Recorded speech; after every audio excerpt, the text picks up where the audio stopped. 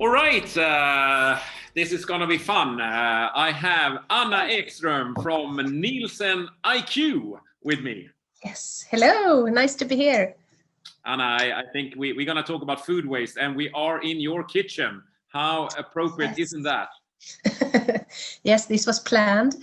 No, it was not. This is actually my home office since March. So in the middle of the heart of the house, also when all the kids come home from school and so on. So this is where the magic happens. Are they? I see the clock behind you. It's sort of it's 5 or is it 25 minutes to 3? Are they on their way home?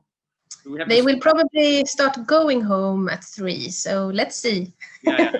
All right. Yes. Actually, it's interesting with food waste that we're going to talk about a bit because I think the most food is actually thrown away where you are from home, and I think that is a huge problem because United Nations identify that a third of all the food that we produce is actually thrown away. It's even more than a third, which is very sad, I think. That's a lot.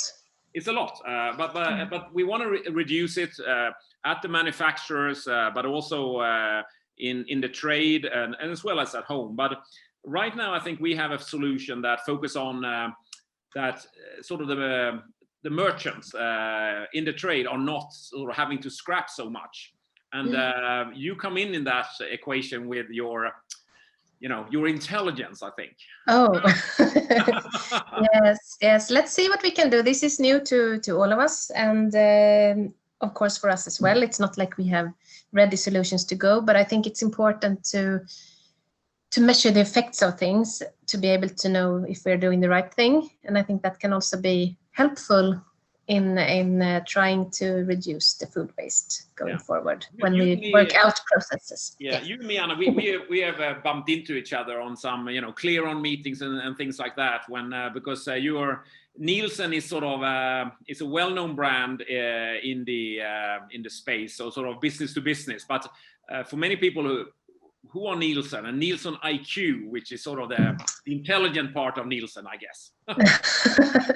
Yes, who are we? We are, Nielsen is one of the biggest market research companies all over the world. And in Sweden and the Nordics, we are mostly known from tracking the market data and collecting how are categories growing, are they declining, what are the market shares, and stuff like that. But end of last year, we have splitted the company because we have also the media part, which are collecting all the numbers of viewers. When you read that so many were watching Melodifestivalen, then that's also numbers from us, but not the part that I'm belonging to. So now we are 2 different companies, and Nielsen Media is dealing with the media stuff, and our new company is called NielsenIQ.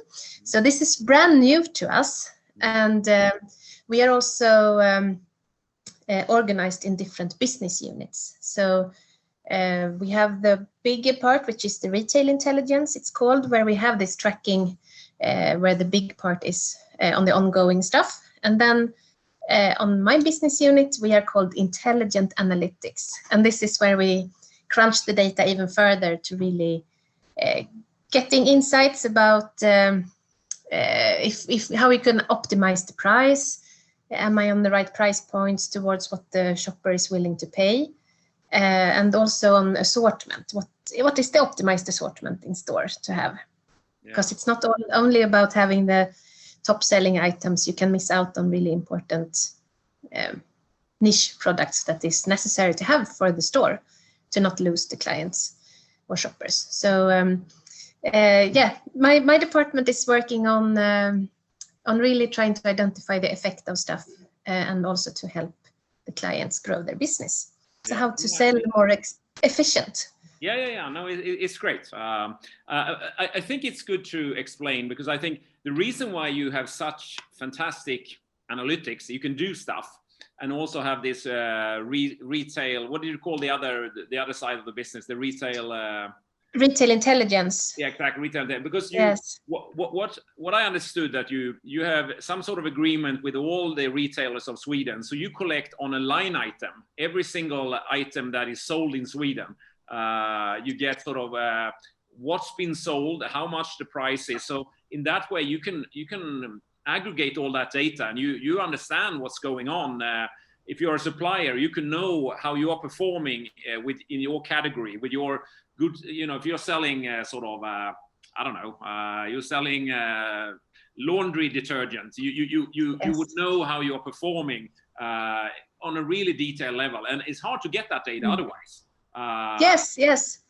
So it's when you go shopping in the store and you are going to the checkout, every item is scanned on the barcode, and that data we get on weekly level from the retailers that we collaborate with, and this together we aggregate up so you can see get the market data and see what's going on the market. For suppliers, as I said, but it could also be if you're a retailer, you want to, I wouldn't say spy on your competitors, but you want intelligence for knowing, because otherwise you're a bit blind to all that. You don't know how it's going, and I guess you can read their annual report a year later, but that's you really want to. It's a bit too late. It's a bit late. Yeah, exactly. Yeah. So I think. Yeah, sorry, that's really the thing. I think it's awesome because Nielsen was actually inventing the market share concept back in the 30s. And before that, you only looked at what you were selling yourself, but you didn't look at the market. And I think that's really cool because, of course, you need to learn from others to see, to be able to still be around. So I think it's half the beauty. I have to ask then, now I know, well, your company now, you say you are split it and it's sort of new, but you said the 30s. When was the original Nielsen formed then? We must be going back a long time then. Yes, it was, I think it was in the late 20s. I can confirm to you because I don't know exactly from my head, but we did celebrate 60 years in Sweden. I think it's 4 years ago. Okay. So, but it started earlier in the US. Yeah, no, but so, yeah. And you can then imagine that your unit, as you say, with all this data available, you can crunch a little bit further, and you can do clever analysis, which is sort of a bit specialized. And that's what I think potentially could be interesting here, because the idea we have around food waste is really to avoid scrapping. And right now I think the system essentially is that you have one price and you hope to sell as much as you can. And what hasn't been sold at the best before date, you could do some manual, put some red, but it's quite hard work for them. So otherwise it's just being thrown away, scrapped. The whole idea we have here is that if we could provide an incentive, a little bit of a discount to the consumer for doing a conscious decision and automate that whole process, then we can, I think we can optimize something. But what should those discounts be? What is the right way to play that? I think that's why it's so interesting to, having a partnership or a sort of a relationship with Nielsen, because this is your department, isn't it? This is where the intelligence comes in. Yes, but I think it's really, given that this is something brand new, and I'm sure all of us, if you would get the question, of course, everyone would say you want to reduce the food waste. Yeah. So I think to start with, I think we just need to start by doing a pilot and testing, because we don't know what, when we model on the data, we need to have different price points and stuff to have, because otherwise we cannot identify the optimized price. So we used to call it feasibility check when we do to check that we always do prior to a project, because we need to check if we can really do what we want to do. And I think in this case, we probably need to test in different stores to see, maybe in this store, we test it by this percentage, or actually it depends on categories, of course, if it will be how many Swedish kronor. But I guess it will be, I suggest we should have some kind of approach where we test it and compare it to stores where we don't have it, and then try to see, okay, for this category or those kind of products, it seemed to work better if it's this level of discounts on those products, and so on, and try to test different scenarios to see what's the best. And I think that would be valuable, because I think there will be retailers as well as suppliers that would, because it's who's gonna in a way compensate for this discount. That's still to be discussed, and I think that would be different from different even products or categories. But the intelligence is important. My hypothesis is that the current system, where you don't have any discounts and you just scrap, that's it's not going to be the ideal system. It's probably you can probably find a better optimum point here. What it is exactly, that's why we need you to with your analysis and your intelligence to try to help us to help the, not really us, but your customers, your retailer suppliers. Yeah. But I guess that will, and I think that's that would be super cool to run some tests to see, just a starting point, just how will this work? How will we get this data and what is possible? Just to start there is, I think, necessary to see where it will land. But I think, I remember myself, of course, I have been, when I'm shopping milk, I'm grabbing to see if I can find the one with longest shelf life. And I guess that will probably be a behavior I hope I can put behind me and try to think that it's good enough to have a shorter shelf life left. If you get I think our slogan is rescue food, POS rewards, sort of that. So you at the point of sale, you get a reward instantly. Because I think that is what is needed, because we all like that. You're not alone to try to find that milk carton which has the longest shelf life. I think everybody does it, sort of. But there is something here. Maybe if you got 30-50% discount, if you know you're gonna, because best before really means that it is still best.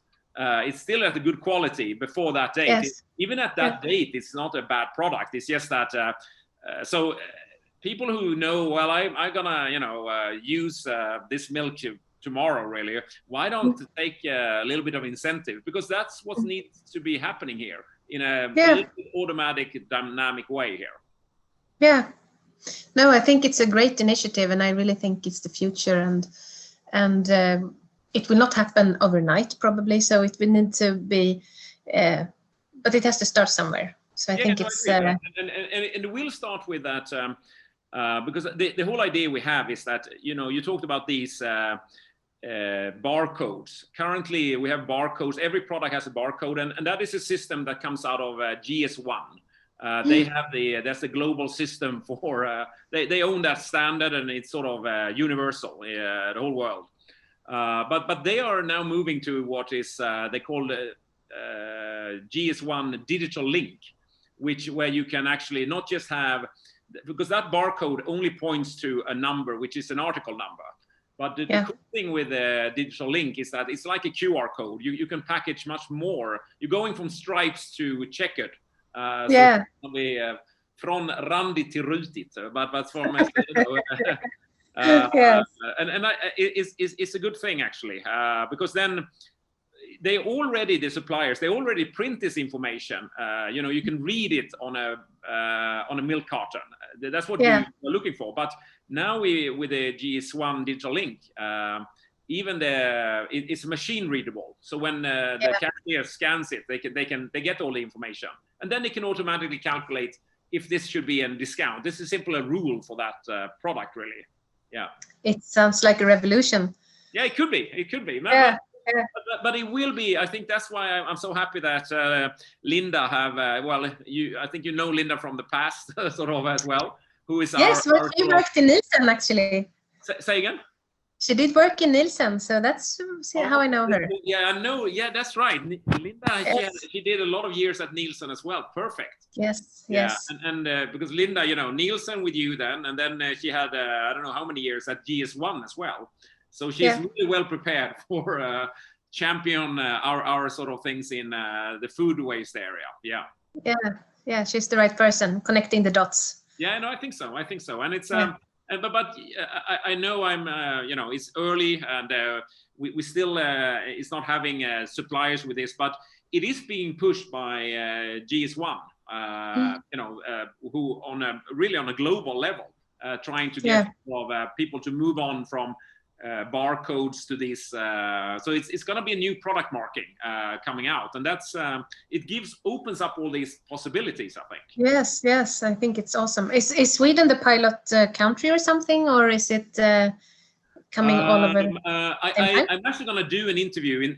This is going to be the Food Waste Week, and I'm actually going to do one interview with Staffan Olsson from GS1, who is and I'll find out and I'll give you a buzz. I haven't done that interview yet, but I do think that Sweden is not.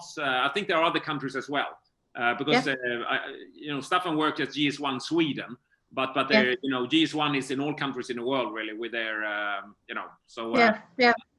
I don't know, but I would suspect that we are not the only one that is actually now experimenting it. And what's cool for us is that we have already granted patents in this area for Sweden, but we have also got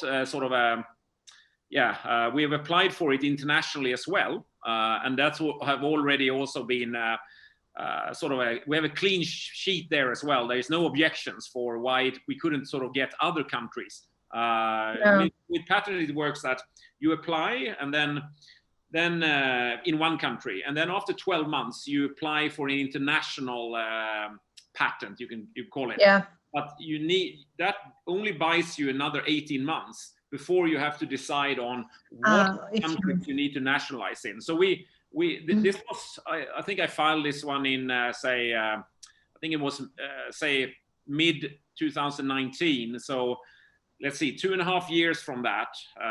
That means end of 2021, I think. This is this year. End of this year, we have to decide what markets we want to protect this in. But it is a cool patent, I think, and we're definitely going to go quite wide with this one, I think, because it's fantastic.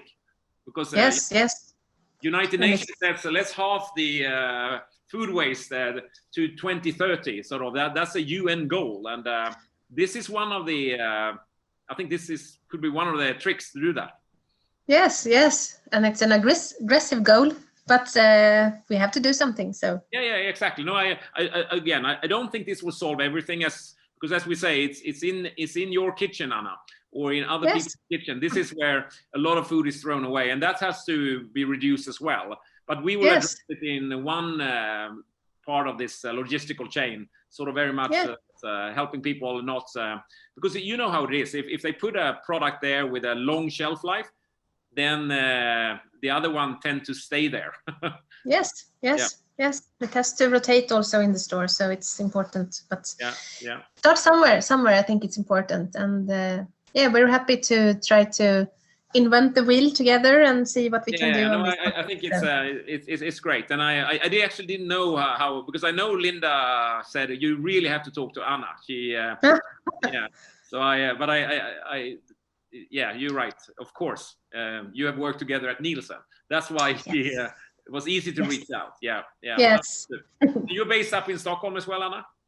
Yes, we are based in Stockholm and on the south side of the city central. We have the office, but I live in Täby, so that's my home office. No, that's good. Yeah. That's good. Yeah. Hey, Anna, no, this has been great. I'm very happy that you wanted to do this interview. I know it's early days, so we don't have a solution on the market, but as you said, you have to start somewhere, don't you? Exactly. So looking forward to what's coming. No, we'll definitely be, or Linda will be in touch, and give me a call as well if you're in Malmö ever, if you want to go that far south, not just.